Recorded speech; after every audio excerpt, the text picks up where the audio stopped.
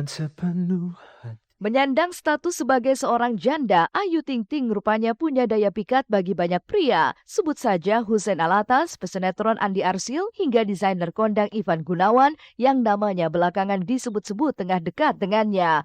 Bagaimana tidak, setelah heboh foto kebersamaan Ayu, Ivan, dan Bilkis di momen Lebaran, kini tanda-tanda adanya hubungan spesial di antara mereka seolah makin jelas terlihat. Adalah sebuah karangan bunga.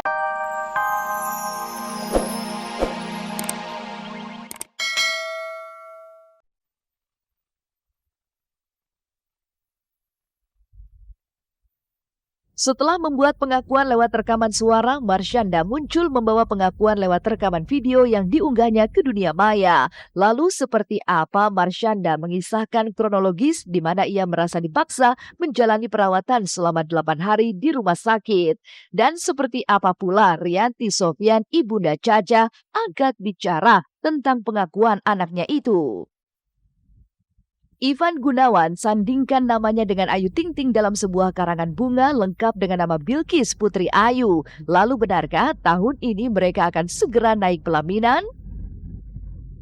Awas ya, ntar kalau gue nikah juga gue kayak gini. Ya lihat aja ntar. Dan seperti apa tiap sudut kediaman rumah baru Sarwenda dan Ruben Onsu yang diprediksi menghabiskan biaya hingga 5 miliar rupiah. Halo, apa kabar pemirsa? Selama 30 menit ke depan, saya Olivia Fendri akan menemani Anda untuk mengungkap fakta dan realita lewat mata kamera hanya di Seleb On Cam.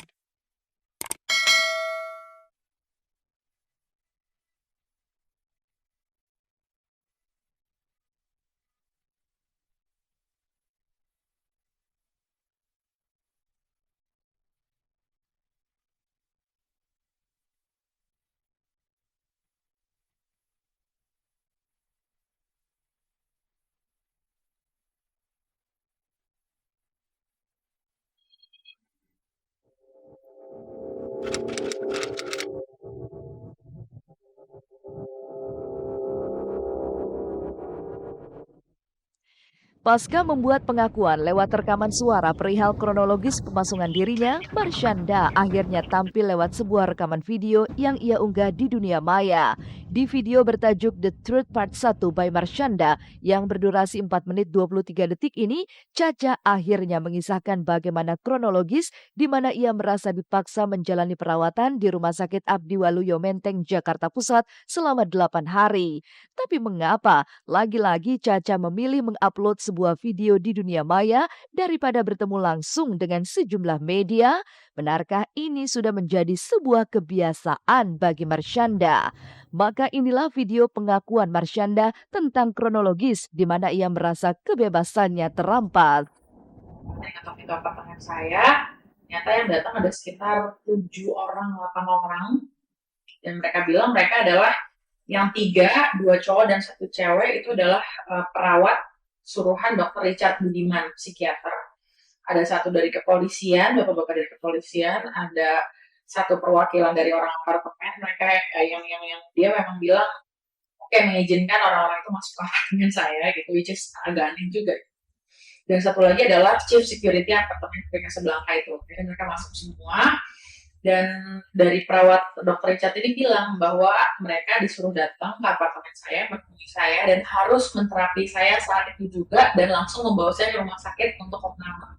Terus mereka insist, mereka tetap ngotot berada di situ, dan mereka bilang kita nggak bisa pergi sebelum kita menterapi Mbak Marshanda ke rumah sakit. Dia udah saya udah keringan, udah mulai ngantuk, obatnya tuh suntikan 1 ampul, suntik ini 1 ampul. Tiba-tiba pas di kamar pasien saya bertiga sama asisten dan manajer saya. Mana gitu, suster masuk minta HP saya, dia bilang saya udah nggak boleh megang HP, terus dia nyuruh manajer saya diusir keluar, dan dalam waktu juga asisten saya keluar dan itu sendirian. Mengejutkan memang, selain perubahan penampilan Caca yang drastis, di video yang diupload pada tanggal 7 Agustus 2014 ini, Caca pun bercerita bagaimana kronologis kejadian mulai dari ia didatangi oleh 7 orang yang tak ia kenal hingga akhirnya ia sampai di rumah sakit.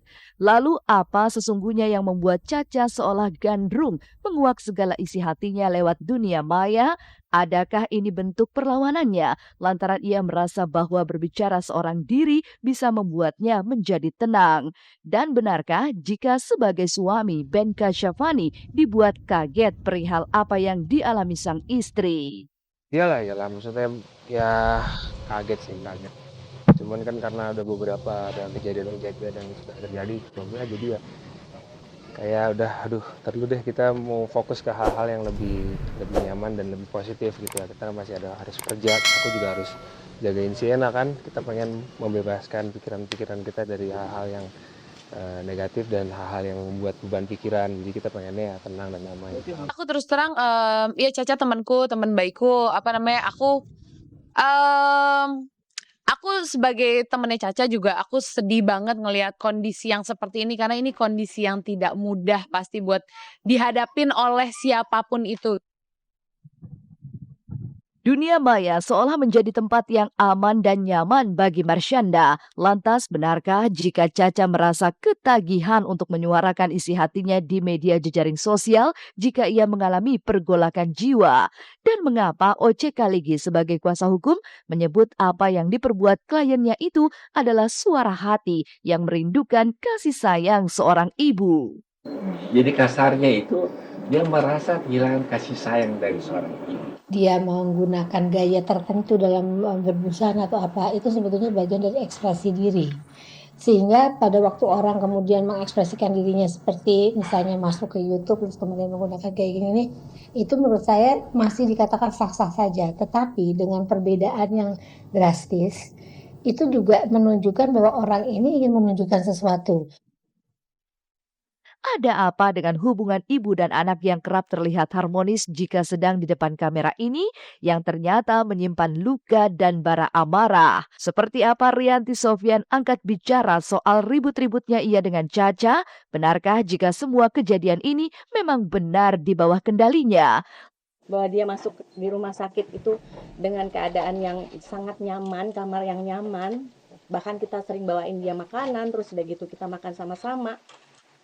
Sampai dia merasa kok ini sih nggak jenguknya kok cuma sebentar gitu, sampai dia seperti itu. Dan keluarga lain juga banyak yang menjenguk dia dan dia dengan senang hati karena dijenguk gitu. Jadi sama sekali sangat berbeda dengan apa yang diberitakan. Lalu akankah polemik ibu dan anak ini akan berakhir dengan kata damai? Semoga saja. Tidak pernah saya memperlakukan anak saya seperti ATM, tidak pernah. Saya semata-mata hanya mewujudkan apa yang dia inginkan.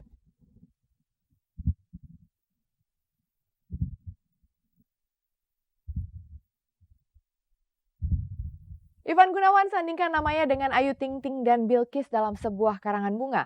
Lalu benarkah jika mereka telah membangun komitmen asmara?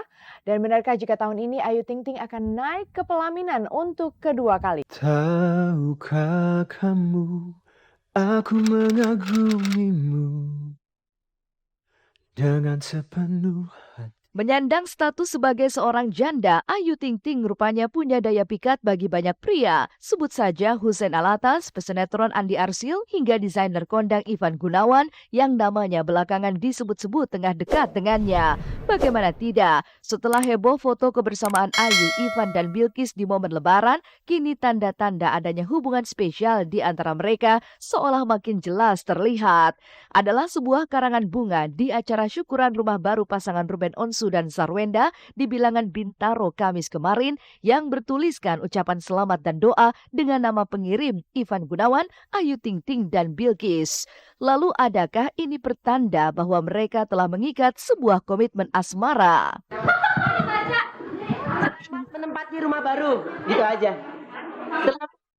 Semoga cepat dapat momongan. Ivan Gunawan, Ayu Ting Ting, Bilqis. Kok udah bertiga sih? Ayo makan ya bunganya. Bukan dari tanya itu. Makan deh. Sama yang namanya. Nggak apa-apa.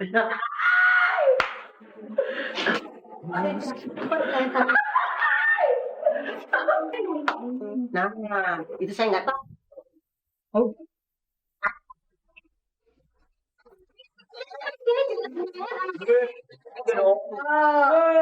Kan gue udah ting ting. Karena kan bunga yang ibu kasih itu paling mahal. Bukan dari saya. Bunga bang. Bunga bang ya. Oh iya. Bang Igun.